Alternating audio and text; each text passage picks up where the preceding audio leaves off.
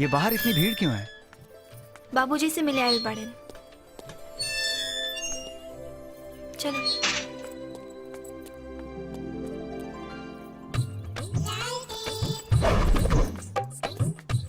बकरिया गाभे न है बियाइल का। What बकरिया? What nonsense? ये एकर स्टाइल हो। स्टाइल है? माई रे। कौन है ये? ये हमने के घर के नौकर हो, लालटेन। लालटेन। कमाल का नमूना है यार तुम्हारे घर का लालटेन। छोटकी मलकिनी आ गई, छोटकी मलकिनी आ गई, छोटकी मलकिनी आ गई, छोटकी मलकिनी। अब ये कौन है? ये हमरा घर के दोसर नौकर, चुटपुट। ओह, चल उठ। अब ये इसे क्या हो गया? इनका टेक्निकल प्रॉब्लम है, अभी ठीक कर देता नहीं। वो कहा है ना कि रवलो के आवे के खबर सौंसे खानदान में पहुंचावे के चक्कर में हमार साथ अटक गई और हम रपट गई नहीं। छुटकी मलकिनी अतना स्मार्ट पुलिस कहाँ से? कुली नहीं हूं मैं, समझा? कमाल के नमूने पाले हैं तुम्हारे बाप ने। ग्रेट। 2 चिड़ियाघर के नमूने तो यहाँ मिल गए। अभी इतने बड़े चिड़ियाघर में कितने नमूने हैं बोलो? ये तो भीतर चलने के बाद ही पता चली। चलो। छुटकी मलकिनी आ गई, छुटकी मलकिनी। दादाजी, बाबूजी, छुटकी मलकिनी आ गई। इके बाहो, इके बा।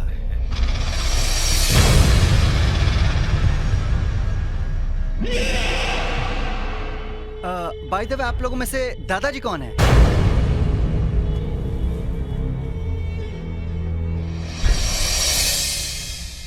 उम्र देख के नहीं के बुझात। हम हैं। हो, आप दादाजी हैं? प्रणाम।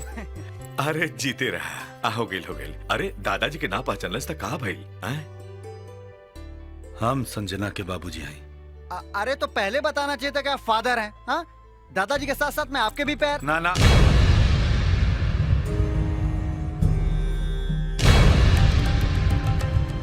हमरा गैर गैर लोगन से पाँव छुआवे के कोनो शौक नहीं के।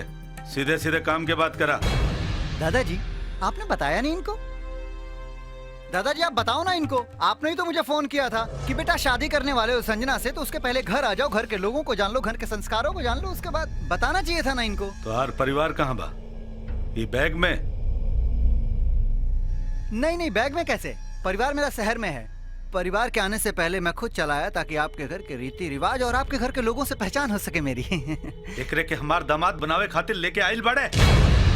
जिकरा के हमार भाषा भोजपुरी के ज्ञान नहीं के, वो हमार संस्कार का खाक जानी।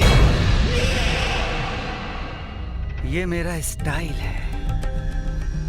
बहुत बना। अरे बेटा, जब ऐसन स्टाइल लेके हमरा कहे के मतलब बा कि जब ऐसन विचार लेके लइकवा घरे आइल बा त हमनी के दरवाजे पर से एकरा दुरदुरा दिहल जाए। So sweet of you दादाजी। I love you दादाजी। Love you। चला, हम तार कमरा दिखा देता नहीं। चलिए। चला, तू आवा। मिलते हैं। अरे बाय बाय।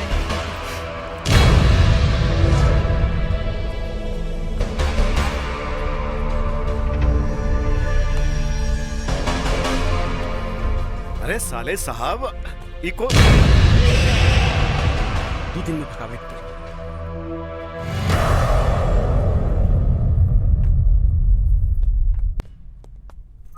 आवा आवा।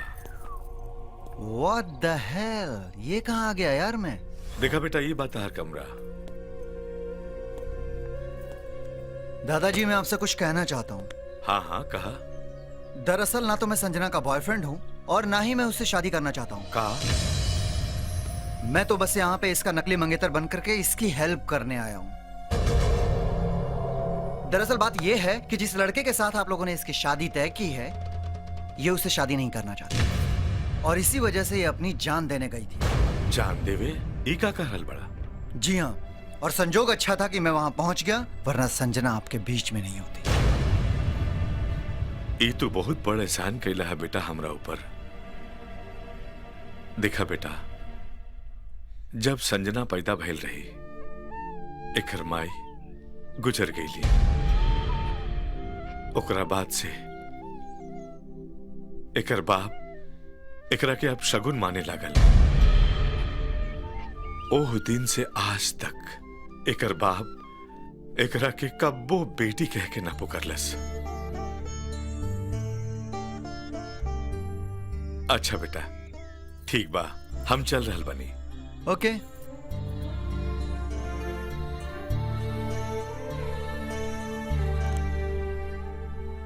बउआ, इला 200 रुपया खर्चा पानी खातिर।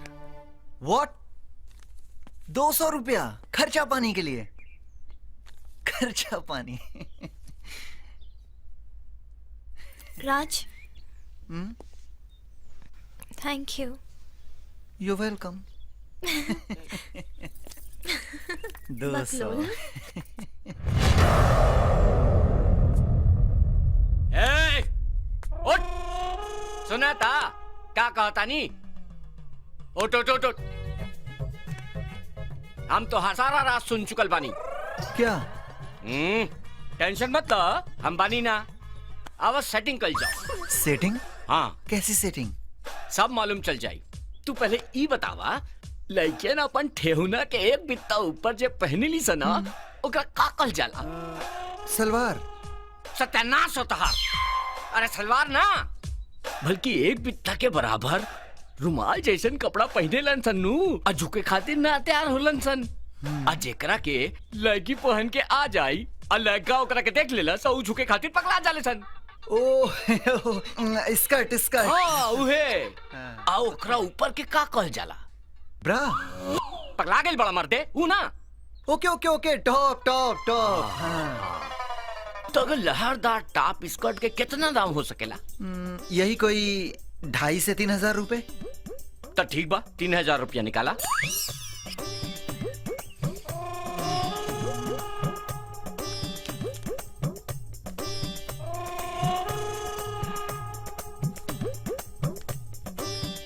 नंबर दे।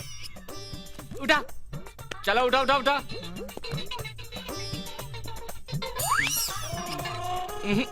वैसा तो हीरो जैसे लागेला ना। कपड़ा बड़ा शानदार बा। चलो निकाले करा, निकालो, सोचा मत, निकाला। हाइयो ठीक है बा। खोला खोला। पेन? अरे खोला यार। पैंट खोलबा तू कि बाहर जाके अपन मुंह खोली? हम दे रहा हूँ। जल्दी करा। जूतो लइये लेता नहीं। दा हमारा टाइम ठीक हो जाएगा। घड़ियों दा। अबे बर्थडे पे गर्लफ्रेंड ने दिया था यार। तू हमरा दे दा। हाँ बैठा। अच्छा किसी से बोलना नहीं कुछ? हाँ तू मत बोल यहाँ कि तोहार ये हाल कर देंगे हम।